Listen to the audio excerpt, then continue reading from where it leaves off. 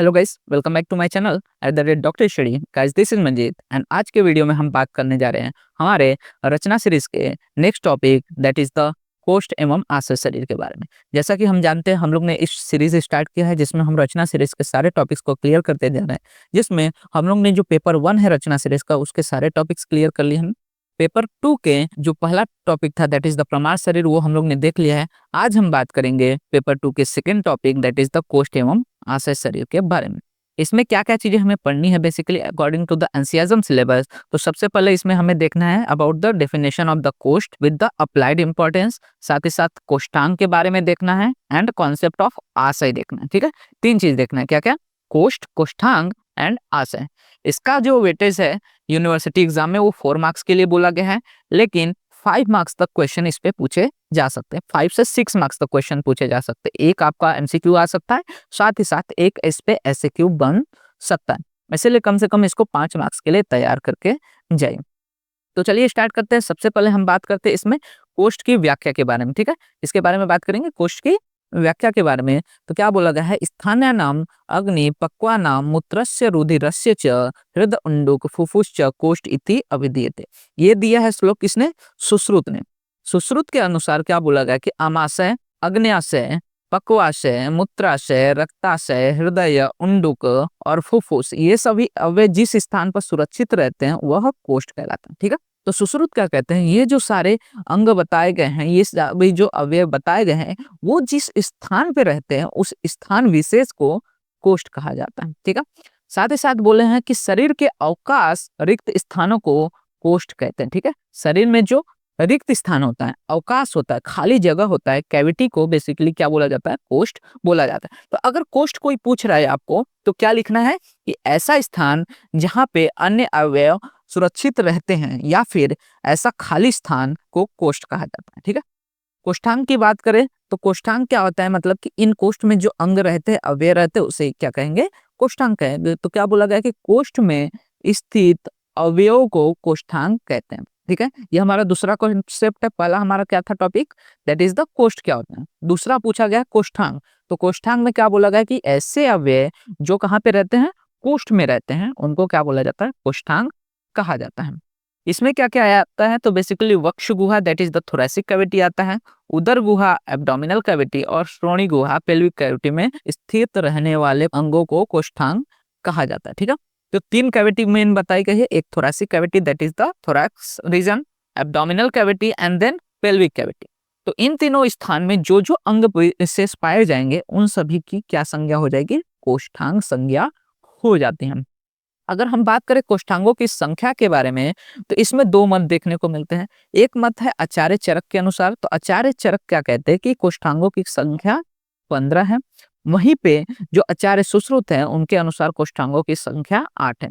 सुश्रुत का हम लोग ने तो ऊपर भी देख लिया कि इन्होंने ये 8 बताए। कौन कौन से? आमाशय, अग्न्याशय, पक्वाशय, मूत्राशय, रक्ताशय, हृदय, उंडुक और फुफ्फुस, ये जो 8 है इसी को सुश्रुत ने कोष्ठांग बताए।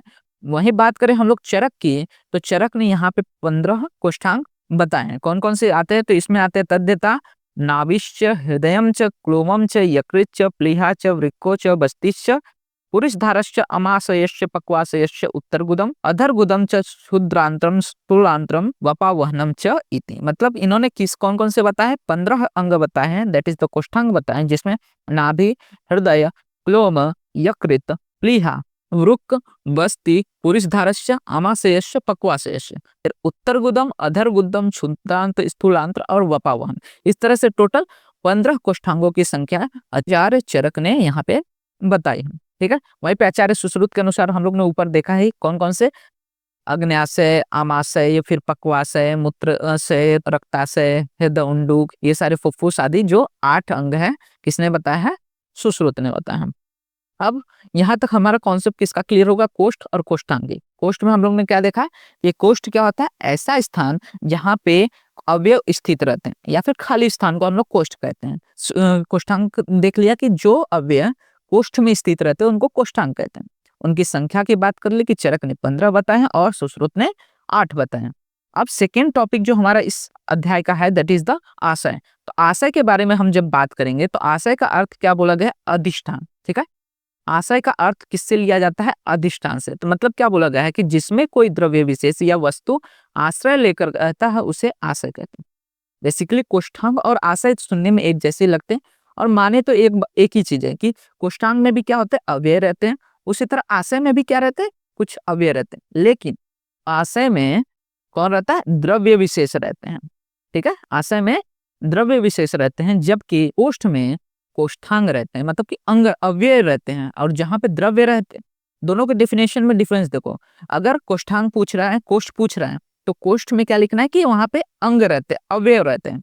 और वहीं पे आशय पूछ रहा है तो वहां पे क्या लिखना है कि द्रव्य विशेष या फिर वस्तु आश्रय लेकर रहते हैं। ठीक है, क्या बोला गया कि जो अवकाश युक्त अवयव हो उसे आशय कहते हैं। अब बेसिकली आशयों की संख्या की बात करें तो आशयों की संख्या आचार्य सुश्रुत, वाग्भट और काश्यप इन तीनों ने मिलकर आशयों की संख्या सिर्फ 7 बताई है। ठीक है, कौन कौन से?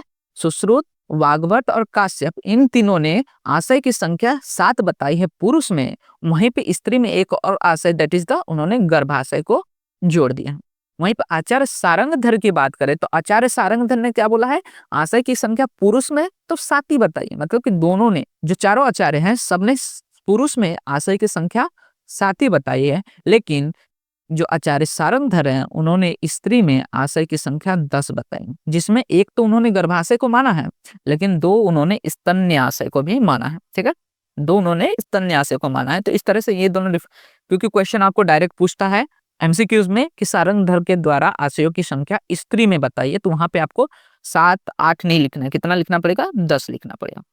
अब बात करते हैं कौन कौन से ये आशय हैं। आशयों के नाम की बात करें तो आशय तो वाताशय, पित्ताशय, श्लेष्माशयो, रक्ताशय, आमाशय, पक्वाशयो, मूत्राशय, स्त्रीणाम गर्भाशयो अष्टम इति। ये सुश्रुत के द्वारा है, क्योंकि सुश्रुत ने स्त्री में 8 बताए हैं। अब इसमें सबसे पहले आता है वाताशय। वाताशय का रेफरेंस यहाँ पे लंग्स के साथ लिया गया है, क्योंकि लंग्स बेसिकली क्या करते हैं? रेस्पिरेशन का काम करते हैं। तो जो वात होता है, वायु होता है, सबसे ज्यादा लंग्स में देखने को मिलता है। फिर पित्ताशय किस में पित्त होता है, तो उसको पेनक्रियाज और गाल ब्लैडर के साथ रेफरेंस लिया गया है। श्लेष्माशय में बेसिकली कफ रहता है। कफ कहाँ पे देखने को मिलता है? बेसिकली प्लूरा या फिर पेरिकार्डिया में देखने को मिलता है, जो फ्लूइड रहता है वहां पे।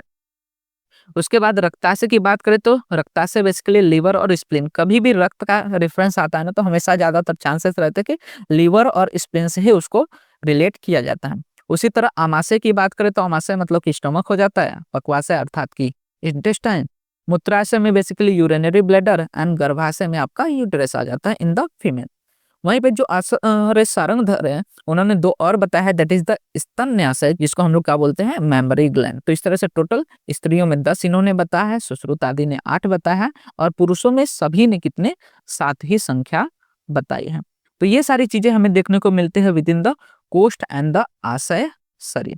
तो आपको इसमें क्वेश्चन क्या याद रखना है, क्या क्या चीजें पूछ सकता है कि सबसे पहले पूछेगा कि कोष्ठ क्या होता है, कोष्ठांग कौन कौन से हैं, और अगर आशय पे क्वेश्चन आएगा तो आशय क्या होता है और आशयों की संख्या कितनी बताई गई है अलग अलग आचार्यों द्वारा। तो ये सारी चीजें आपको पूछता है।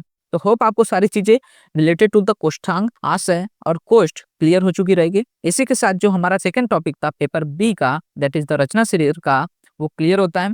एंड आगे के आने वाले वीडियोस में हम और टॉपिक्स के बारे में बात करने वाले हैं। सो इसी तरह के और फर्दर वीडियोस देखने के लिए आप चैनल को सब्सक्राइब कर लीजिएगा, और वीडियो अच्छा लगा हो तो वीडियो को लाइक एंड शेयर करना मत भूलिएगा। एंड आप हमारे इंस्टाग्राम एंड टेलीग्राम हैंडल्स को भी फॉलो कर सकते हैं, जहां पे आपको videos related and notes related, साथ ही साथ बीएमएस रिलेटेड जो भी अपडेट्स रहते हैं वो प्रोवाइड हो जाते हैं। एंड उसका लिंक आपको वीडियो के डिस्क्रिप्शन में अवेल हो जाएगा।